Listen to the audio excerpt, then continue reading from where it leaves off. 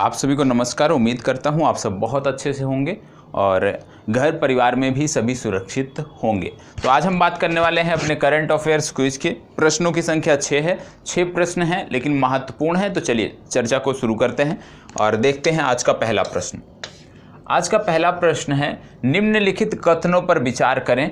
वर्ष 2020 के अगस्त माह में बारिश 1926 के बाद सबसे अधिक रही है। दूसरा कथन कह रहा है, अगस्त में भारी बारिश बंगाल की खाड़ी में लंबे समय तक निम्न दाब की उपस्थिति होने के कारण हुई थी। ठीक है, निम्न दाब की अवस्थिति होने के कारण हुई थी। तो आपको बताना है कि क्या पहली बार ऐसा हुआ है 1926 के बाद कि अगस्त माह में इतनी ज़्यादा बारिश हुई है, और दूसरा कह रहा है कि क्या बारिश का कारण बंगाल की खाड़ी में निम्न वायुदाब, जो बोलते हैं निम्न दाब की पेटी बन जाने के कारण हुआ था। तो इनमें से कौन से कथन सत्य हैं ये आपको बताना है। आपको बता दें कि यदि हम बात करें अगस्त माह की यदि हम बात करें तो अगस्त माह में आपको देखने को मिला है, इस बार देखने को मिला है जो बारिश हुई है लगभग अन्य वर्षों की अपेक्षा अगस्त माह में 27% ज़्यादा बारिश हुई। मतलब यदि पूर्व के वर्षों में अगस्त माह में बारिश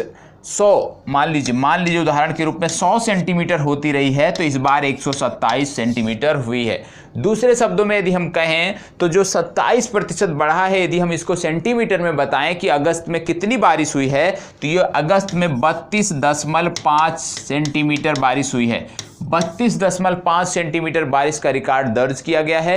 पूर्व में कब इससे ज़्यादा हुआ था, जैसे इसमें कथन में ही लिखा है वर्ष 1926 में, तो यहाँ पे हुआ था 34.5 सेंटीमीटर। मतलब जब 1926 में अगस्त माह में सबसे ज़्यादा बारिश हुई थी तो 34.5 सेंटीमीटर हुआ था। ये आपको पता होना चाहिए। तो पहला कथन तो सत्य है कि 1926 के बाद सबसे अधिक बारिश वर्ष 2020 में अगस्त माह में देखने को मिली है। दूसरा कारण की बात करें तो ये इस कारण सही है कि बंगाल की जो खाड़ी है हमारी, वहां पे निम्न वायुदाब का क्षेत्र बन जाने के कारण ये जो बारिश हुई है ये बारिश हो पाई है। तो इसका कारण क्या है, बंगाल की खाड़ी में निम्न दाब का क्षेत्र बनना। तो 1 और 2 दोनों कथन सत्य हैं, मतलब इसका सी विकल्प सही उत्तर है। अब बात आती है इसकी चर्चा क्यों की गई। एक रिपोर्ट आई है, देखिए, अगस्त रेनफॉल हाईएस्ट सिंस 1926 आईएमडी का मतलब क्या हो गया, इंडियन मेट्रोलॉजिकल डिपार्टमेंट, जिसका हेडक्वार्टर नई दिल्ली में है और जो मौसम संबंधी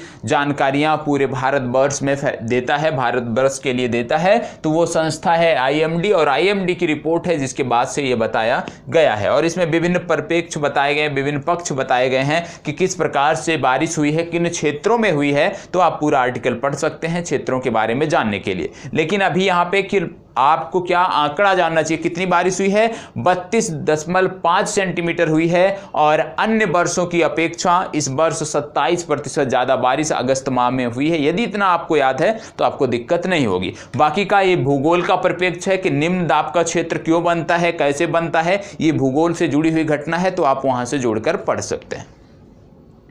चलिए अगला प्रश्न कह रहा है, अंतर्राष्ट्रीय साक्षरता दिवस के संबंध में निम्नलिखित कथनों पर विचार करें। कथन क्या क्या है, अंतर्राष्ट्रीय साक्षरता दिवस, इसको यदि हम बोलें तो आप बोल सकते हैं वर्ल्ड लिटरेसी डे इंग्लिश में। अब पूछा क्या जा रहा है, यूनेस्को ने 8 सितंबर को विश्व साक्षरता दिवस के रूप में घोषित किया है। दूसरा, वैश्विक शिक्षा निगरानी रिपोर्ट विश्व आर्थिक मंच द्वारा दी जाती है। इनमें से कौन सा सही है, तो आपको बता दें अभी हाल ही में 8 सितंबर था, और 8 सितंबर को ही विश्व साक्षरता दिवस मनाया जाता है, और इसको मनाता कौन है, यूनेस्को मनाता है। ये आपका एकदम सत्य है। दूसरा कथन कह रहा है कि वैश्विक शिक्षा निगरानी रिपोर्ट कौन जारी करता है, तो ये जो शिक्षा निगरानी रिपोर्ट है ये जारी करती है यूनेस्को, ना कि विश्व आर्थिक मंच।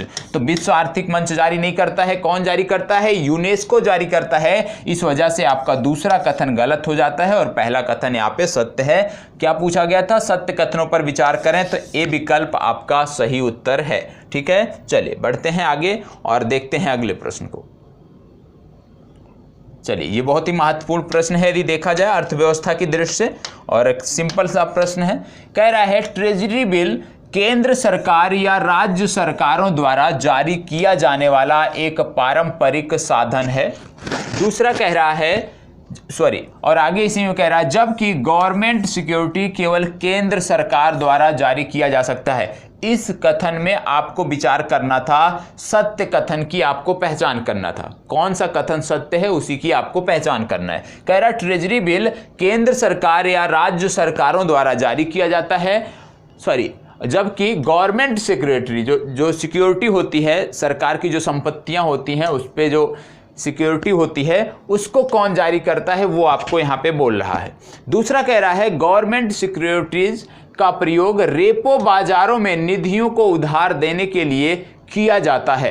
अब इनमें से कौन सा सही है? आप सब जानते हैं ट्रेजरी बिल के संबंध में, यदि हम बात करें ट्रेजरी बिल के संबंध में तो आप सबको पता होगा कि ट्रेजरी बिल जो है कह रहा है कि केंद्र सरकार या राज्य सरकारों द्वारा जारी किया जाने वाला एक पारंपरिक साधन है। आप सब जानते हैं ट्रेजरी बिल जो होता है वो राज्य सरकार जारी नहीं कर सकती है, सिर्फ और सिर्फ ट्रेजरी बिल केंद्र सरकार जारी कर सकती है, राज्य सरकार जारी नहीं कर सकती है। इस आधार पे यदि हम देखें तो जो पहला कथन है ये आपका हो जाता है गलत, क्योंकि जो ट्रेजरी बिल है वो सिर्फ और सिर्फ केंद्र सरकार जारी कर सकती है, जबकि गवर्नमेंट सिक्योरिटीज जो होती हैं इसको केंद्र सरकार और राज्य सरकार दोनों जारी कर सकती हैं। तो इसमें जो है ये दूसरा कथन आपका सत्य है, क्योंकि इसमें बोला गया है गवर्नमेंट सिक्योरिटीज का प्रयोग रेपो बाजारों में निधियों को उधार देने के लिए एक संपार्श्विक के रूप में किया जाता है। तो ये कथन आपका सत्य है, जबकि पहला जो कथन है ये गलत है,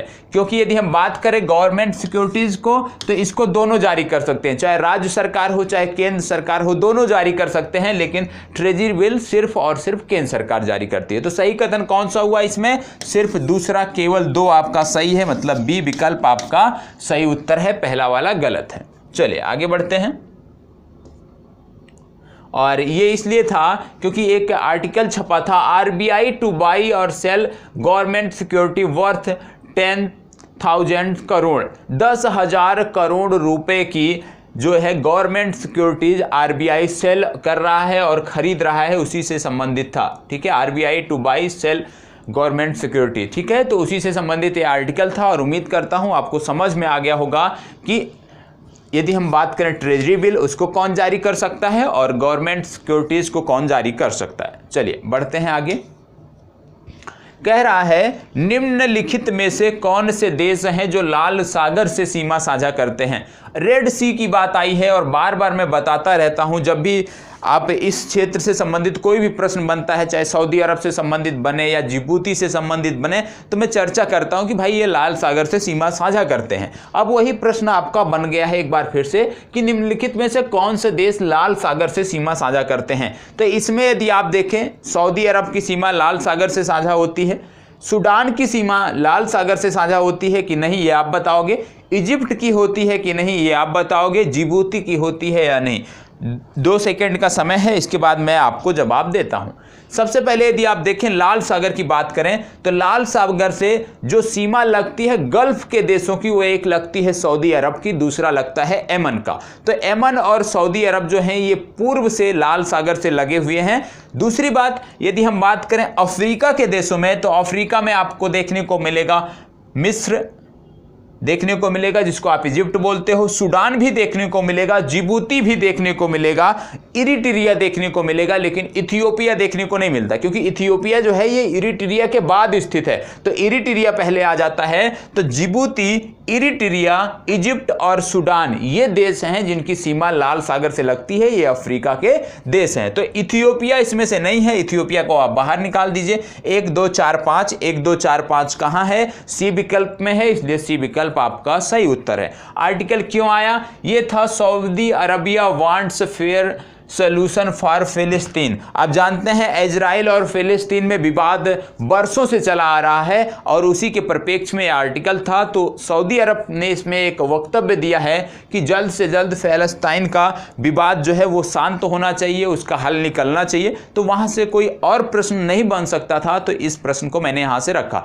दूसरा प्रश्न यहां से गाजा पट्टी जो क्षेत्र है, जो विवादित क्षेत्र, वहां से बन सकता था, लेकिन वो उतना आपकी परीक्षा के लिए महत्वपूर्ण नहीं था, विशेषकर प्रारंभिक परीक्षा के लिए। और ये रीजन जो है ये भूगोल की परिप्रेक्ष्य से भी महत्वपूर्ण हो जाता है, इसलिए इस प्रश्न को रखा गया है। चलिए आगे देखते हैं। कह रहा है कि हाल ही में आरबीआई बोर्ड ने मालेगाम उप समिति का गठन किया था, इसका उद्देश्य क्या था? तो आरबीआई ने जो मालेगाम उप समिति का गठन किया था उसका उद्देश्य क्या था, इनमें से आपको बताना है। तो आपको बता दें कि कोविड-19 के परिप्रेक्ष्य में यदि हम देखें तो लगातार जो फाइनेंशियल हमारे इंस्टीट्यूट हैं, जो फाइनेंस देते थे, जो संस्थाएं थे, फाइनेंशियल जो संस्थाएं थी, वो लगातार चर्चा में है और लगातार सरकार प्रयास कर रही है कि लगातार उद्योगपतियों को, जो छोटे छोटे हमारे एमएसएमई जो है हमारे, उनको किस प्रकार से वित्त मिल सके और किस प्रकार से और बेहतर कार्य कर सकें, जिससे ज़्यादा से ज़्यादा लोगों को रोजगार मिल सके और भारत की अर्थव्यवस्था को जो थोड़ा सा बूम मिल सके। तो इसी से संबंधित ये मालेगाम उप समिति थी और मालेगाम जो उप समिति गठित की गई थी ये थी माइक्रो फाइनेंस उद्योग से संबंधित समस्याओं और चिंता के लिए। तो याद रखिएगा, मालेगाम उप समिति का संबंध है माइक्रो फाइनेंस उद्योग से संबंधित समस्याएं और चिंता। बी विकल्प इसका सही उत्तर है। चलिए बढ़ते हैं आगे और आज के लास्ट प्रश्न को देखते हैं। अच्छा प्रश्न है और महत्वपूर्ण है, ठीक है। कह रहा है इंदिरा गांधी, ध्यान से देखिएगा, कह रहा है इंदिरा गांधी शांति पुरस्कार के संबंध में निम्नलिखित कथनों पर विचार करें। पहला कथन कह रहा है वर्ष 2019 के लिए सर डेविड एटनबरो को इंदिरा गांधी शांति पुरस्कार से सम्मानित किया गया।